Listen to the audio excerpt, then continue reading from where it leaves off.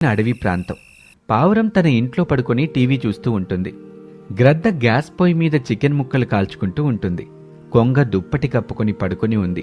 చిలుక తన ఇంటి కిటికీ దగ్గర నిలబడి ఫోన్ మాట్లాడుతూ ఉంటుంది. పాము తన పుట్టలోని గుడ్లని తింటూ ఉంటుంది.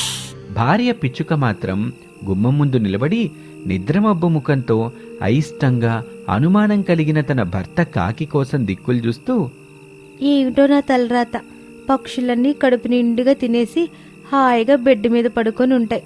నేను మాత్రం ఇలా గుమ్మం దగ్గర ఎప్పుడు చూడు అనుమానం పడే భర్త కాకి కోసం ఎదురు చూడాల్సి వస్తుంది. ఈ భర్త కాకి ఎప్పుడొస్తుందో ఏమో, నాకు మాత్రం నిద్ర అస్సలు ఆగడం లేదు అని అనుకుంటూ ఉండగా భర్త కాకి వచ్చి గుమ్మం ముందు వాలింది. వచ్చారా? మీకోసమే అప్పటి నుంచి ఎదురు చూస్తున్నాను. నిజం చెప్పవే, నా కోసమే ఇలా గుమ్మం దగ్గర ఎదురు చూస్తున్నావా? మీ అనుమానం తగ